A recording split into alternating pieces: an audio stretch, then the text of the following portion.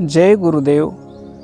ऐसे सगुण निर्गुणातीत करोन, चारी मुक्तीच्या पैलतिरी नेऊन, पाचवीच्या सिंहासनी पूर्ण बैसविले कृपाळुत्वे.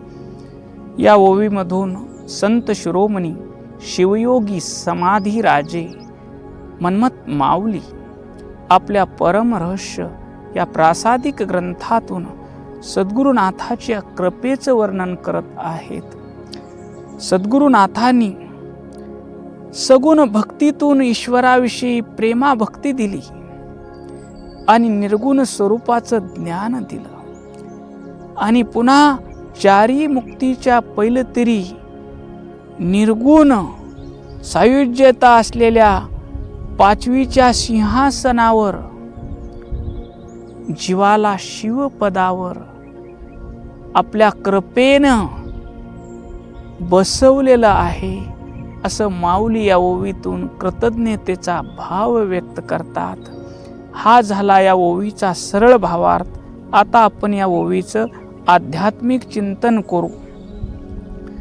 गुरुभक्तीच्या मार्गामध्ये मुक्ती, मोक्ष, पूर्ण समाधानाची अवस्था ही केवळ कष्टानं प्रयत्नानं मिळत नसते, तर ती सद्गुरुनाथाच्या सेवेतून, सद्गुरुनाथाच्या चरणावरील निष्ठेतून, सद्गुरुनाथाच्या चरणी केलेल्या समर्पणातून त्याला पूर्ण समाधान अर्थात मोक्षाची प्राप्ती होते.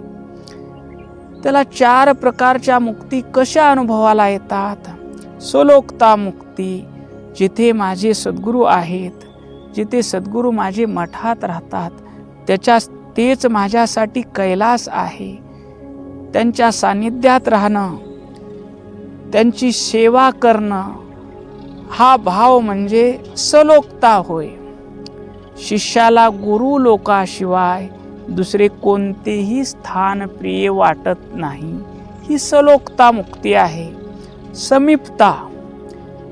समीपता म्हणजे केवळ शारीरिक जवळकीची नाही, तर मानसिकरित्या सदैव सद्गुरुनाथ माझ्या सोबत आहेत असा भाव असतो.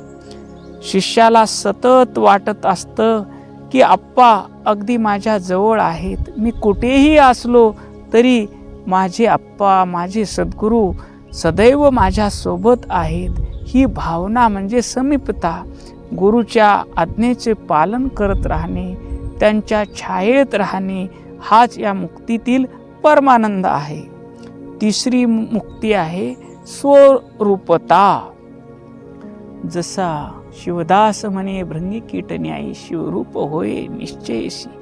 जसा आळी भुंग्याचे ध्यान करून त्या वैर ध्यानानं, भययुक्त ध्यानानं ती भुंगा होते, तसा हा शिष्य चरणावरली निष्ठा, चरणावरलं प्रेम, गुरुच्या चरणी समर्पण करून गुरुच्या रूपाचं चिंतन करतो. गुरुच्या गुणाचं चिंतन करता करता तद्रूप होतो. शिष्याच्या बोलण्यात, वागण्यात, विचारात सद्गुरुनाथाचे प्रतिबिंब दिसू लागते. तेव्हा ती मुक्ती स्वस्वरूपता असते. गुरुचे गुण शिष्यात उतरतात आणि गुरु शिष्यातील बाह्य भेद उरत नाही. दोघं अंतरंगानं एकच होतात. चौथी मुक्ती आहे सायुज्यता मुक्ती. ही मुक्तीची सर्वोच्च अवस्था आहे. यात मी आणि गुरु हा द्वैत भाव निघून जातो. गुरुच्या चरणी शिष्याचा मीपणा पूर्णतः समर्पित होतो. जशी नदी सागरामध्ये मिळाल्यावर सागरच होते, तसा शिष्य त्या गुरु तत्वामध्ये विलीन होतो. मी आणि गुरु हे दोन नसून एकच आहोत असा आत्मसाक्षात्कार होणे म्हणजे सायुज्यता. येथे भक्तीचं पर्यावसन पूर्ण अद्वैतामध्ये होते. भक्त म्हणतो, मला मुक्ती नको, मला तुमच्या चरणाची सेवा द्या. मन्मथ माऊलीसारखे पोहोचलेले संत म्हणतात, मने मन्मथ शिवलिंगा देई चरणापाशी जागा. सुखे संसाराशी घाली देई आवडी पाऊले. जेव्हा शिष्य निष्काम भावाने सेवा करतो तेव्हा सद्गुरुनाथ त्याला या चारीही मुक्तीच्या पैलतीरी सहज अवस्थेत स्थिर करतात. तिथे जन्म मरणाचे फेरे कायमचे सुटतात. साधारण मुक्तीमध्ये काहीतरी मिळवण्याची अपेक्षा असते किंवा काहीतरी सुटण्याची भावना असते, पण ही पाचवी मुक्ती ही प्रेम भक्ती आहे.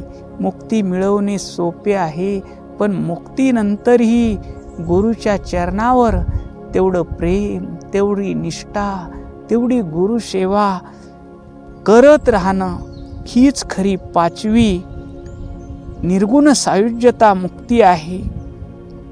पाचवी मुक्ती म्हणजे जिवंतपणीच मृत्यूला जिंकणे, शरीरात असूनही सर्व शरीर धर्माचा स्पर्श न होणे ही अवस्था.